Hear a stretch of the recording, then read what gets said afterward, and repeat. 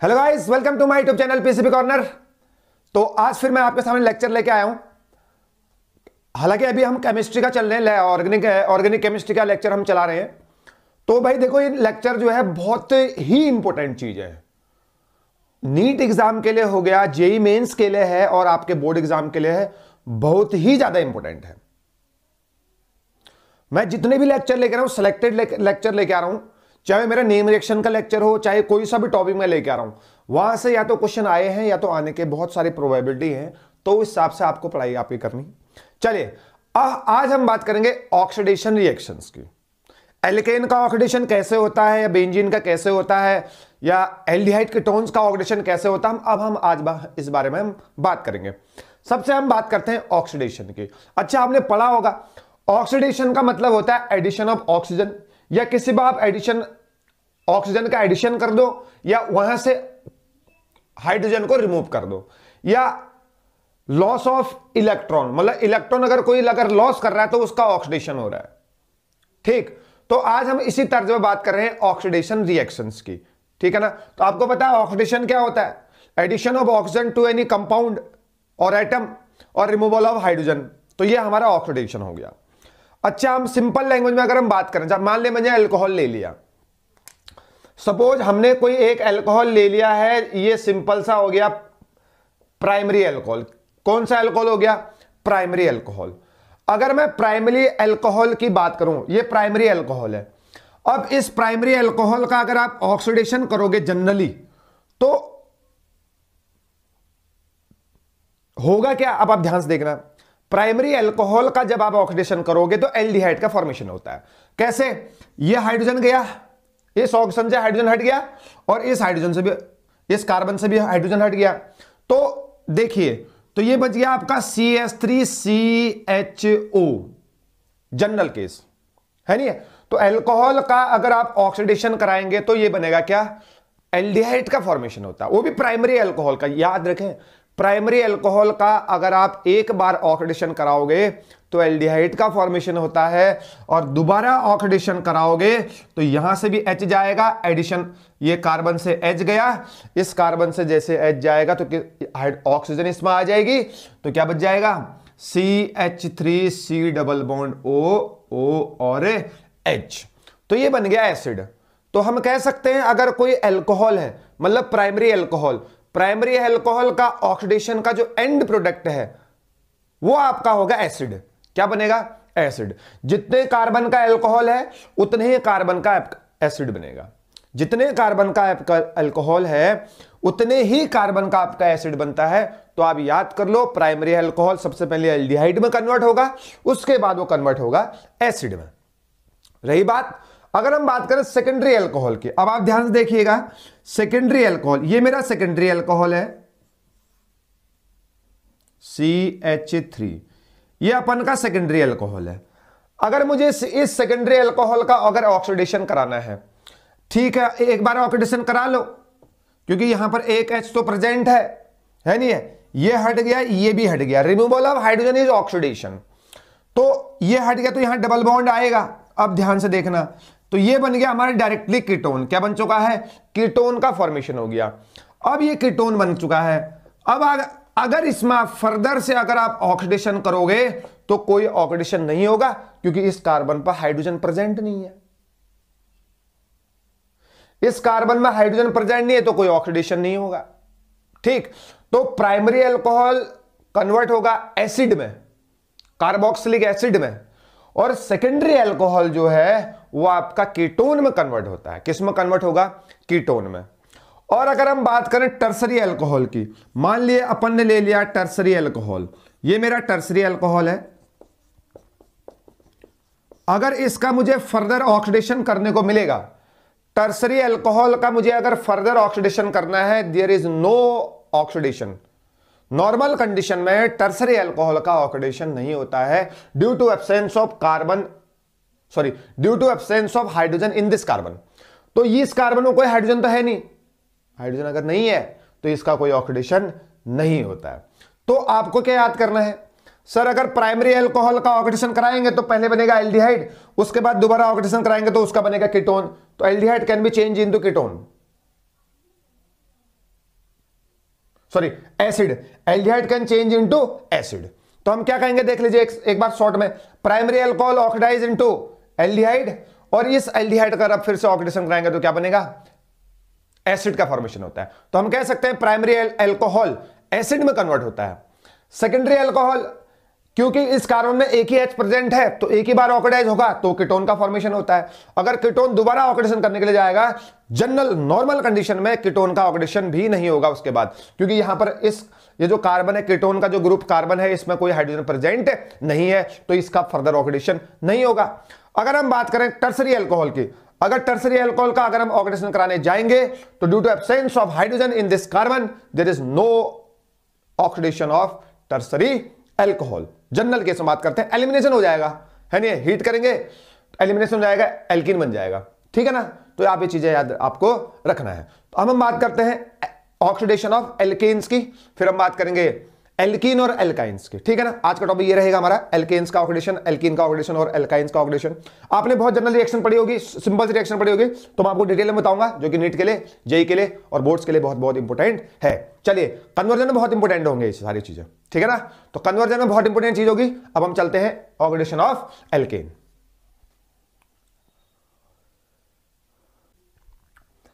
चलिए, अगर हम बात करें एल्केन्स का ऑक्सीडेशन की, तीन टाइप का हम पढ़ सकते हैं, 3 types, complete oxidation, incomplete oxidation and catalytic oxidation. अच्छा देखो, आपने सुना होगा एल्केन्स का कैसे ऑक्सीडेशन होता है। मैं आपको सिंपल से लैंग्वेज एक क्वेश्चन बता रहा हूं। आपने मीथेन का ऑक्सीडेशन पढ़ा होगा। जैसे आपने मीथेन को O2 के साथ रिएक्ट करे होंगे तो CO2 और H2O का फॉर्मेशन हुआ होगा। तो यह ऑक्सीडेशन है एल्केन्स का। तो पहला है कंप्लीट ऑक्सीडेशन, सेकेंड है incomplete and third one is catalytic oxidation. कोई सा भी एल्केन है, उसकी O2 के साथ रिएक्ट करेंगे तो क्या बनेगा, CO2 और H2O का फॉर्मेशन होगा और साथ में हल्का सा हीट रिलीज हो जाएगी। मैं आपको एक चीज बताता हूं, N की वैल्यू आप कुछ भी रखिए, N की वैल्यू नंबर ऑफ कार्बन 1 तो CH4, साथ में O2 plus CO2 plus H2O। N की वैल्यू 2 रखेंगे तो इथाइल इथेन, 3 रखेंगे तो प्रोपेन, 4 रखेंगे तो ब्यूटेन, पेंटेन, हेक्सेन वगैरह वगैरह बनते रहेगा। तो n की वैल्यू चेंज करते रहेंगे तो यहां पर भी n की वैल्यू पुट कर दीजिएगा, यहां पर n की वैल्यू पुट करेंगे, यहां पर n की वैल्यू पुट करेंगे तो इतने अमाउंट में वाटर बाहर रिलीज होंगे। ठीक, तो ये जनरल इक्वेशन है, बहुत बहुत इंपॉर्टेंट है क्योंकि क्वेश्चन पूछ सकता है। बताइए 10 कार्बन वाला कोई एल्केन है, उसको आपने एयर के प्रेजेंस में रिएक्शन करा तो कितने अमाउंट में वाटर और कितने अमाउंट में CO2 बाहर निकलेगा। और जिसको रेडॉक्स आती है वो तो कर लेगा इक्वेशन को, ठीक है। तो इसको आप याद कर सकते हो, साथ में हल्का फुल्का हीट रिलीज हो जाएगा तो इसको हम बोलेंगे कैटालिटिक ऑक्सीडेशन। अच्छा, हम बात करें इनकम्प्लीट ऑक्सीडेशन की। अब इसमें क्या होगा, लिमिटेड सप्लाई ऑफ ऑक्सीजन होगी, है नहीं। तो यहां पर ऑक्सीजन का जो सप्लाई है वो बहुत कम होगा। अनलिमिटेड होता तो कंप्लीट होता, लिमिटेड है तो किसका फॉर्मेशन होगा, CO, कार्बन मोनोऑक्साइड का फॉर्मेशन होता है और कार्बन ब्लैक का फॉर्मेशन होगा।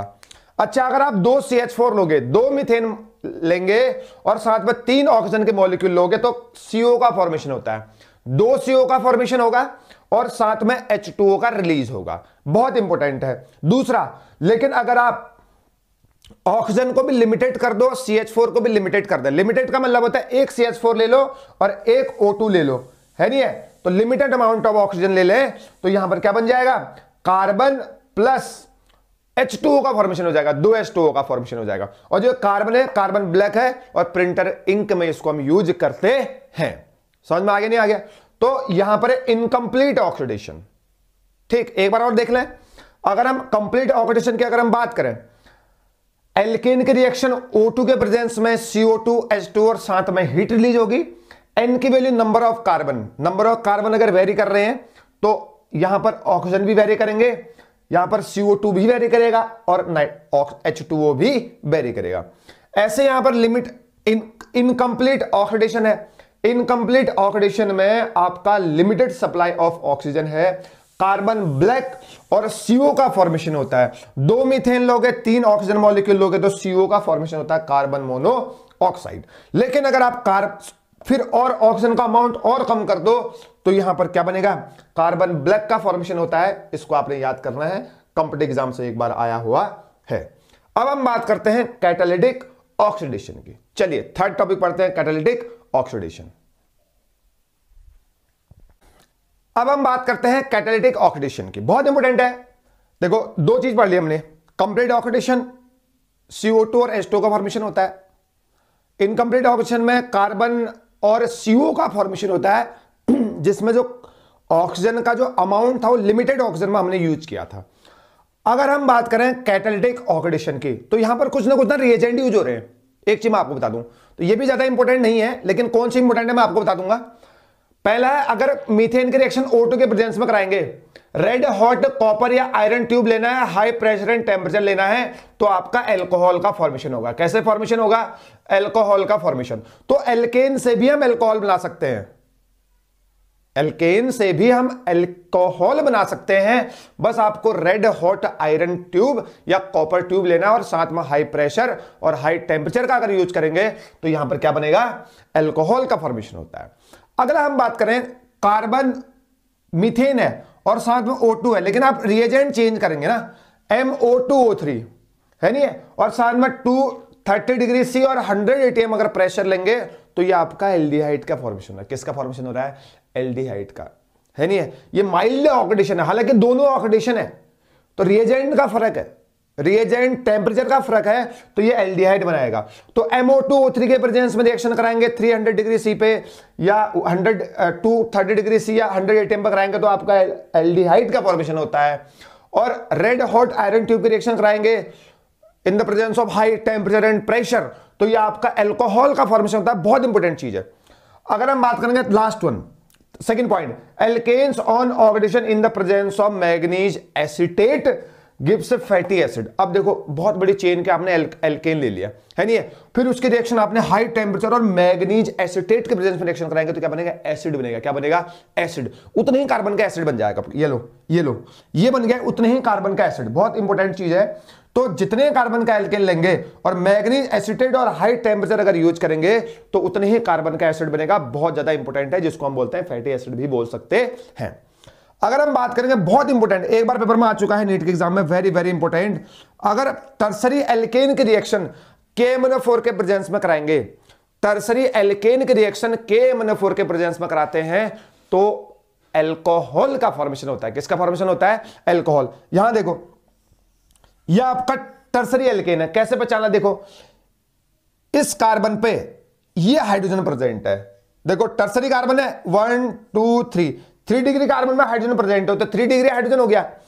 3 डिग्री हाइड्रोजन में अगर ऑक्सीडेशन कराएंगे due to presence of hydrogen in this carbon, ये ऑक्सीडेशन होके एल्कोहल का फॉर्मेशन होता है। ये रहा इसका आंसर।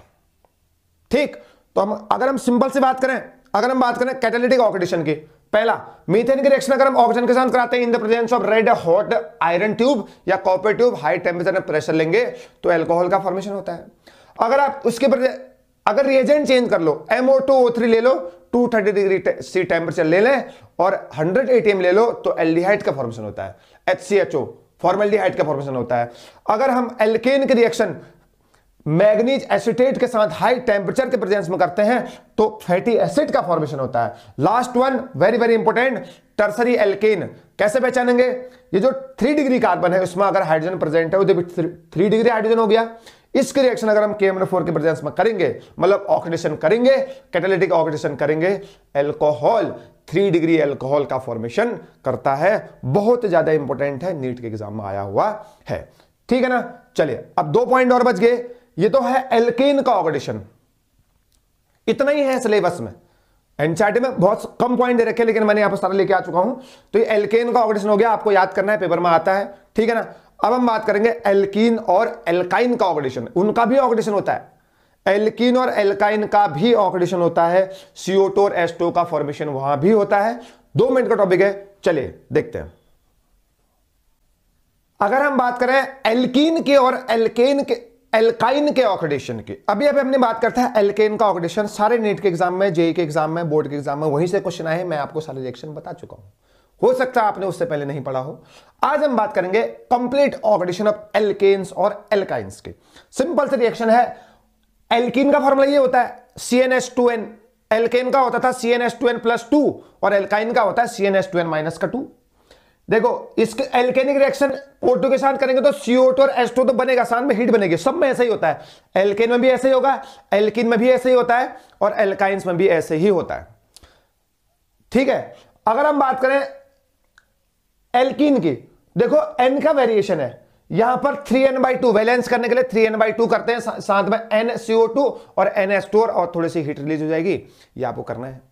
दूसरा, अगर हम एल्काइन में रिएक्शन करें, एल्काइन के रिएक्शन CO2 के साथ करेंगे, एल्काइन की रिएक्शन अगर O2 के साथ करते हैं तो क्या बनता है, CO2 और H2 तो बनेगा बनेगा। अच्छा, कितने H2 होंगे, कितने CO2 होंगे, कितने O2 लेने पड़ेंगे, तो ये रहा 3n-1/2 ऑक्सीजन लेने हैं और NCO2 बाहर निकलेंगे और N-1 H2O जो है बाहर निकल जाएगा और साथ में हीट बाहर निकलेगी। कब, जब एल्काइंस का ऑक्सीडेशन करेंगे।